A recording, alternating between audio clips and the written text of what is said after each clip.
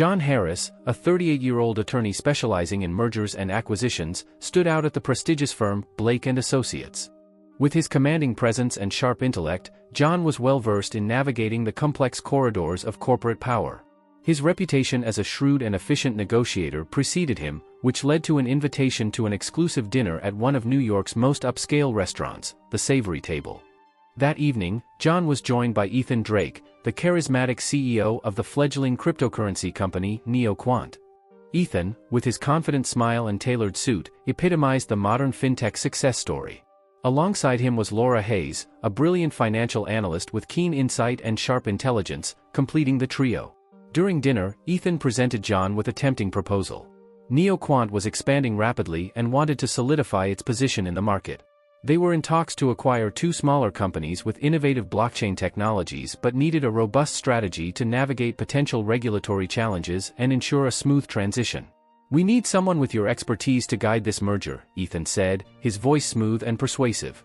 John, intrigued yet cautious, maintained a reserved demeanor. "I understand your interest, but I'd like to know more about NeoQuant's current financial state.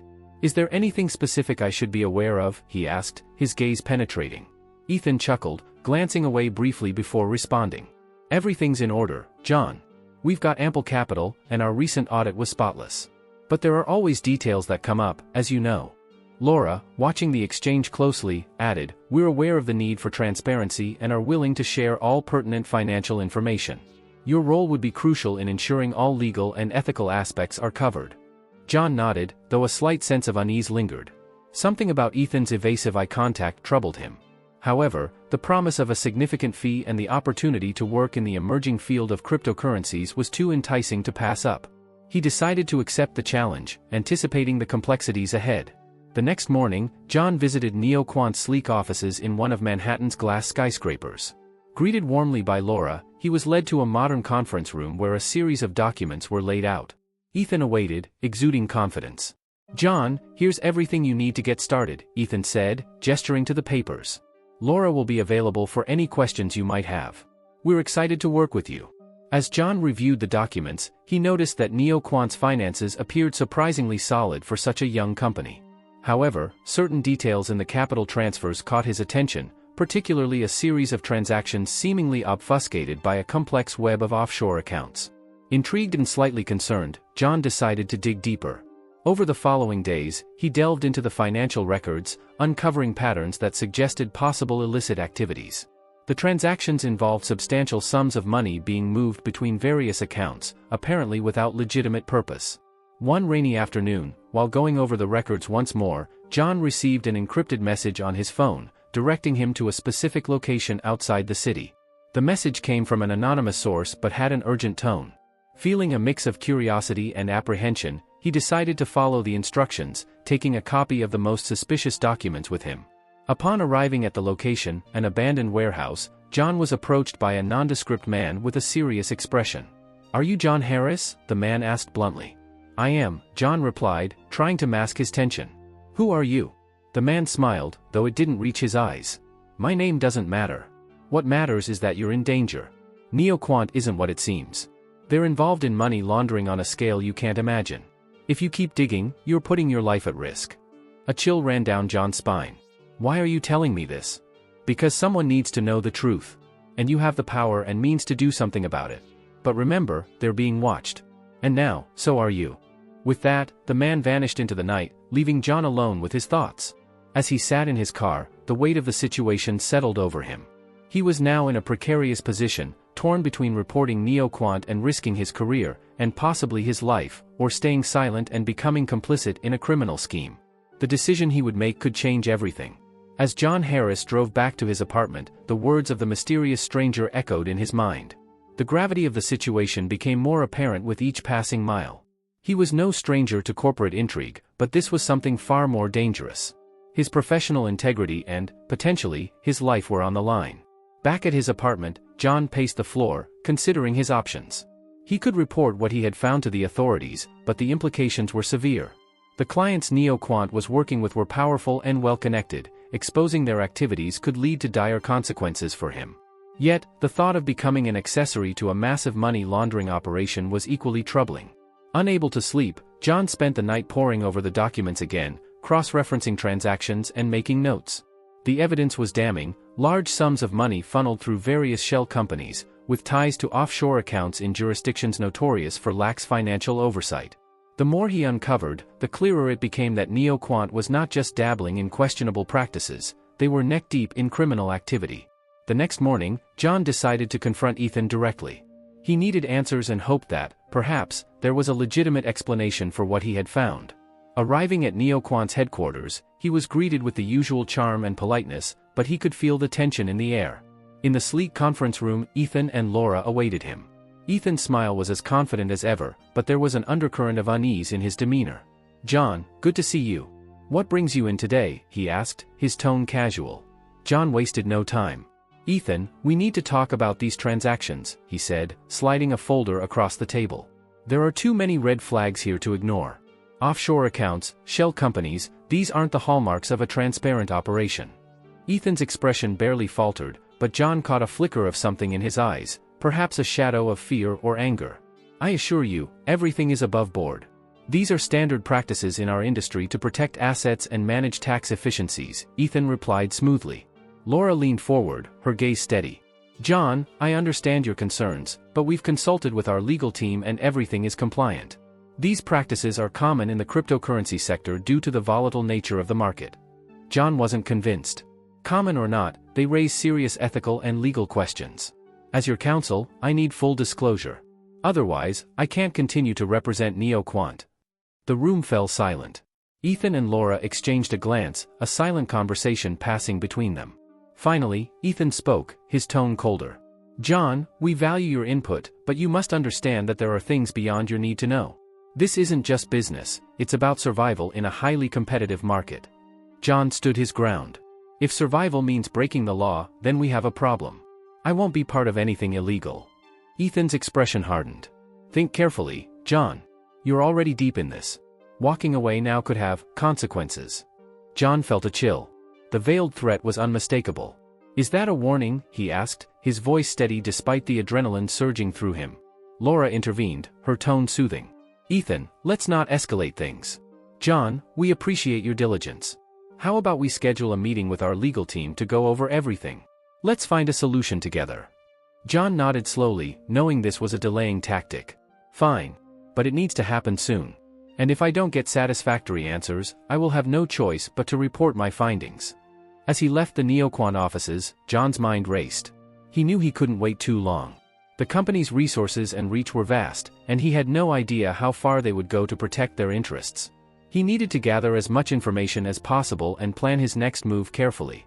That evening, as John returned to his apartment, he found a small, unmarked envelope slipped under his door. Inside was a flash drive and a note that read, "For your eyes only. Trust no one." His pulse quickened as he inserted the drive into his laptop. The files contained encrypted communications between NeoQuant executives and their offshore contacts, detailing the laundering schemes and attempts to cover them up. The evidence was overwhelming. NeoQuant was not only involved in illegal activities but was actively trying to conceal them.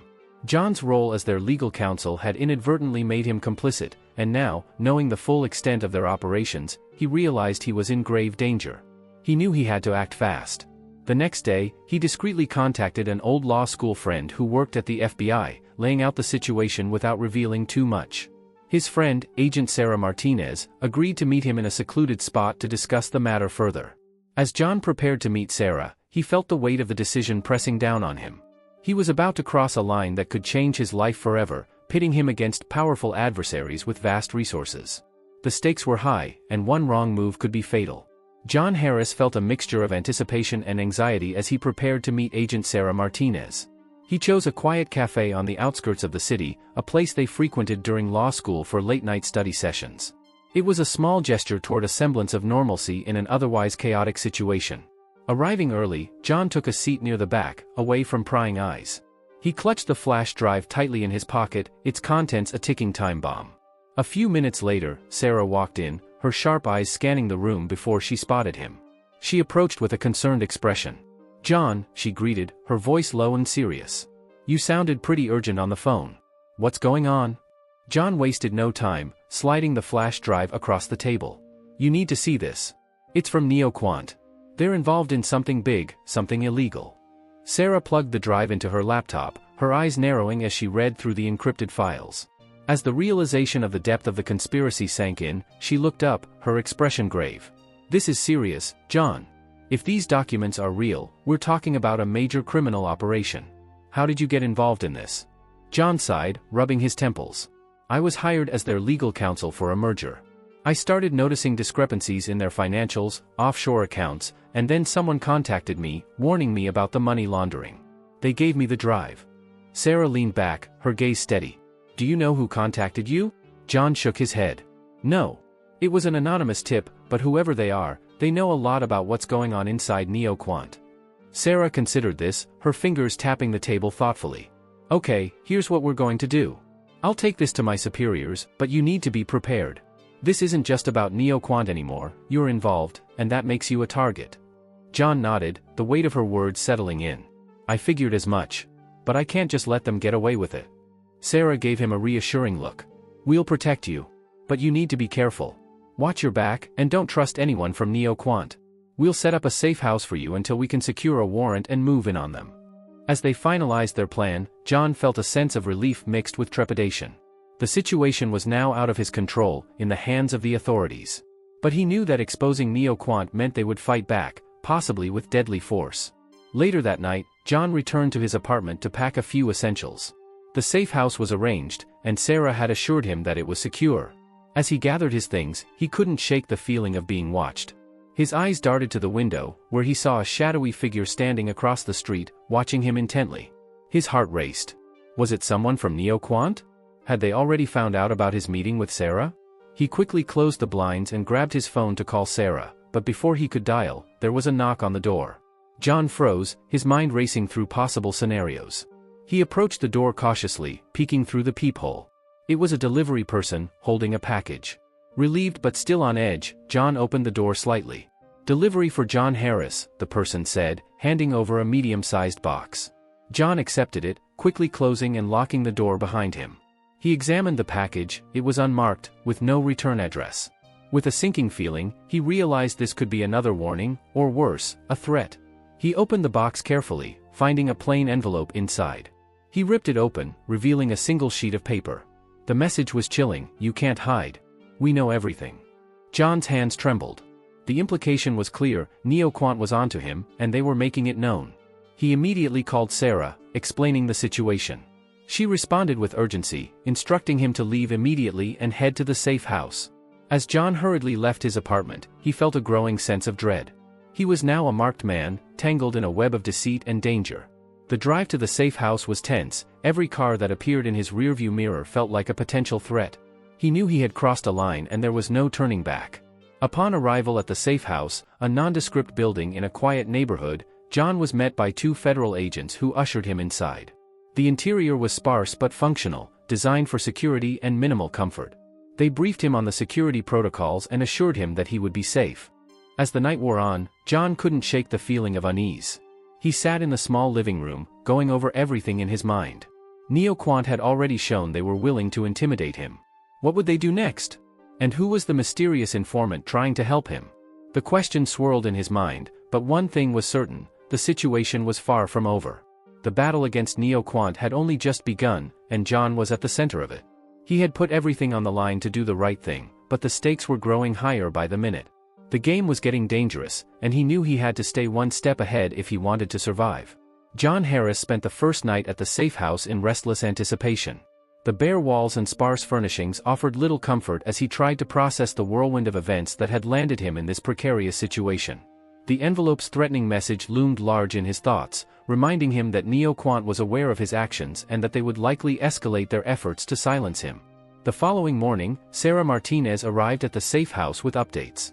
"We've analyzed the data you provided," she began, setting her laptop on the small dining table. "The evidence is solid. The encrypted communications, the offshore accounts, it's all there.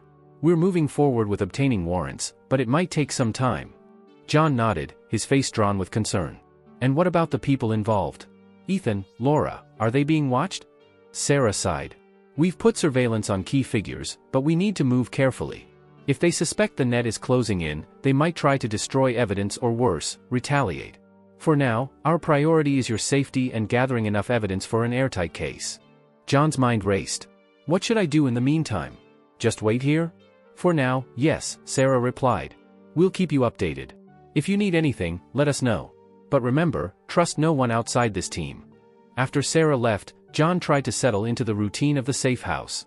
The waiting was the hardest part, the uncertainty gnawing at him. He spent hours reviewing his notes and the files on NeoQuant, trying to piece together any additional details that might help the investigation. But his thoughts kept returning to the mysterious informant who had warned him and provided the crucial evidence. Days passed with little word from the outside. John felt like a prisoner, albeit for his protection. The isolation was wearing on him, the four walls closing in as he contemplated the dangers lurking beyond them. The only contact he had was with the agents assigned to his security detail, who rotated shifts and maintained a professional distance. One evening, as John was preparing to go to bed, his phone buzzed with a notification. It was a message from an unknown number: "Meet me tomorrow, 9 a.m., at the old pier. Come alone." His heart raced. Was this from the informant? It felt like a trap, but the urgency in the message was palpable. John knew he had to inform Sarah, but a part of him hesitated. What if this was the only chance to get more information and potentially end the nightmare he was living? He decided to take the risk. Early the next morning, John left the safe house under the pretense of a morning walk. He was cautious, aware that he might be followed either by the agents or by NeoQuant's enforcers. The city was just waking up, the streets quiet and the air crisp. The old pier was a desolate place, abandoned and forgotten by the city. It was the perfect spot for a clandestine meeting, isolated and quiet. John arrived early, scanning the area for any signs of danger. The silence was oppressive, every creak of the wooden planks underfoot echoing loudly in the stillness. At exactly 9 a.m., a figure emerged from the shadows. It was the same man who had approached him at the warehouse, the anonymous informant. He walked with a purpose, stopping a few feet away from John. "I'm surprised you came," the man said, his voice low and steady. John squared his shoulders. "You left me little choice. What do you want?" The man glanced around, ensuring they were alone. "You need to know the full scope of what you're dealing with. NeoQuant is more than just a company, it's part of a larger network of criminal enterprises. Money laundering, yes, but also illegal arms deals and connections to organized crime. Ethan Drake isn't the mastermind, he's just a figurehead. The real power is behind the scenes." John felt a chill run down his spine. "Who are they?" The informant shook his head. "Names won't help you. These people are untouchable, at least for now. But the evidence you've gathered is enough to start dismantling their operations. You need to stay hidden, stay safe. They'll come for you if they feel threatened." "Why are you helping me?" John asked, his voice edged with suspicion. "What's your stake in all this?" The informant paused, then looked John in the eye. "Let's just say I have my reasons. I've seen what these people do, the lives they've destroyed. You have a chance to expose them, to bring justice. But be careful, John. They're watching every move." Before John could respond, the informant turned and disappeared into the shadows, leaving him standing alone on the pier, the weight of the new revelations pressing down on him. Returning to the safe house, John felt the enormity of the situation more acutely than ever. The stakes were even higher than he had realized. He knew he had to trust Sarah and the FBI to handle the investigation, but the fear of what might happen next was a constant, gnawing presence. Back inside, John immediately contacted Sarah, recounting the meeting and the new information. Sarah listened carefully, her tone serious. "This complicates things, but it also gives us more leverage. We need to move fast. Stay put, and let us handle the next steps. Don't go anywhere without notifying us first." As John hung up, he felt a mix of relief and dread. The informant's words echoed in his mind, "They're watching every move." The realization that he was up against a powerful, hidden network made him feel more vulnerable than ever. He was a pawn in a much larger game, and any misstep could be fatal. The waiting continued, each hour stretching interminably as John wrestled with his thoughts. The quiet of the safe house, once a refuge, now felt suffocating. Every sound outside the window, every car passing by, set his nerves on edge. He knew the FBI was closing in, but the danger felt closer, more immediate. As night fell, John steeled himself for the days ahead. He was determined to see this through, to help expose the truth, no matter the cost. The battle was far from over, and the next move could be the most dangerous yet. The following day, the tension in the air was palpable as John Harris received a call from Sarah Martinez. "John, we've got the warrants and are moving in on NeoQuant," she said, her voice urgent. "We're shutting them down today, but we need you to stay where you are. It's not safe for you to be seen." John felt a surge of relief mixed with anxiety. The endgame was near, but the danger was still very real. He knew that the operation would be high risk, and there was no telling how NeoQuant or their backers might react. Throughout the day, John was glued to the news, watching as the FBI raided NeoQuant's offices. The media coverage was extensive, with reporters covering every angle of the story. Images of Ethan Drake being led away in handcuffs flashed on the screen, accompanied by headlines about the shocking criminal activities unearthed by the investigation. However, amidst the relief, John couldn't shake a lingering fear. The informant's warning echoed in his mind. There were powerful figures behind the scenes, and NeoQuant was just a piece of a larger puzzle. As the day wore on, he wondered what other moves were being made in the shadows, beyond the reach of the FBI's operation. Later that evening, as John tried to unwind, there was a sudden knock at the door of the safe house. His heart raced as he approached cautiously, peering through the peephole. It was one of the federal agents assigned to his protection detail. "Mr. Harris, we need to move you to a different location," the agent said, his tone firm. "There's been a development." John hesitated, sensing something was off. "What kind of development?" The agent shifted slightly, a flicker of impatience crossing his face. "It's a security precaution. We can't discuss it here. Please gather your things." Feeling a knot of apprehension, John complied, quickly packing a bag. As they exited the safe house and walked to the car, John noticed another vehicle parked a short distance away, its engine running. The unease grew, and he turned to the agent. "Who ordered this move?" The agent's expression hardened. "Just get in the car, Mr. Harris." John's instinct screamed at him to run, but he was already too exposed. As they reached the vehicle, he caught sight of a familiar figure in the back seat, the informant who had warned him. The man's eyes met John's briefly, conveying a silent message of urgency and danger. Realizing too late that he had walked into a trap, John was shoved roughly into the back seat. The car sped off, leaving the agent standing by the roadside. John's mind raced as he tried to process the betrayal. Who was the informant really working for? And what did they want with him now? The ride was tense and silent, the informant keeping his eyes fixed straight ahead. John glanced nervously at the driver, another man he didn't recognize, who exuded an air of menace. As the car wound through back roads and eventually onto a highway, John felt a sinking dread. He had no idea where they were taking him or what their intentions were. After what felt like an eternity, the car pulled into an isolated warehouse district. The driver parked behind one of the buildings, and the informant turned to John, finally breaking the silence. "You're probably wondering what's going on," he said, his tone flat. John nodded, his mouth dry. "You think?" The informant sighed, a hint of regret in his eyes. "I'm sorry it had to be like this. But there are things at play that you can't understand. This is bigger than NeoQuant, bigger than any of us. My job was to keep you safe, but things have changed. The people I work for, they want to make sure you disappear." John's heart pounded. "Disappear? What are you talking about?" Before the informant could respond, the driver spoke up, his voice cold.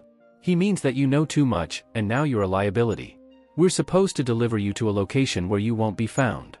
John's mind raced, trying to think of a way out. He could see the informant was conflicted, but the driver was clearly not.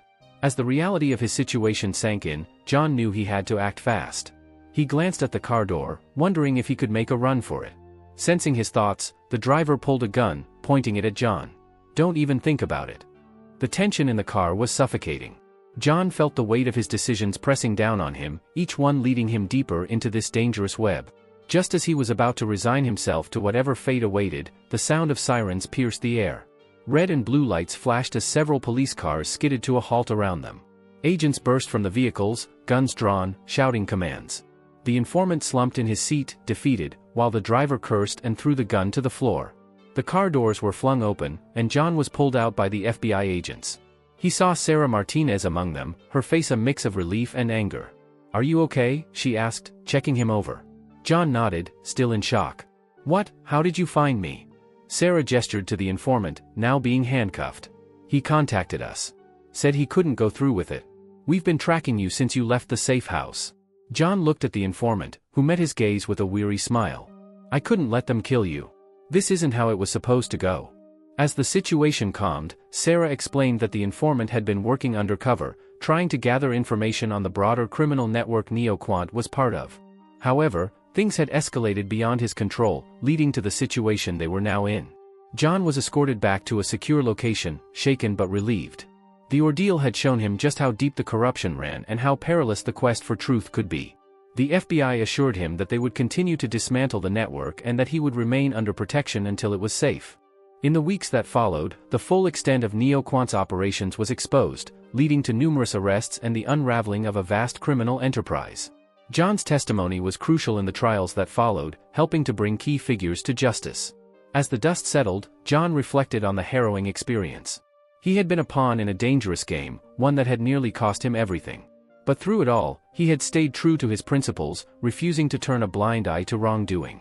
In the end, justice had prevailed, though the scars of the ordeal would remain with him for a long time. The experience had changed him, deepening his resolve to fight for integrity in the legal and corporate world. He knew that the battle against corruption was far from over, but he was ready to face whatever challenges lay ahead, knowing that he had the courage and conviction to stand up for what was right.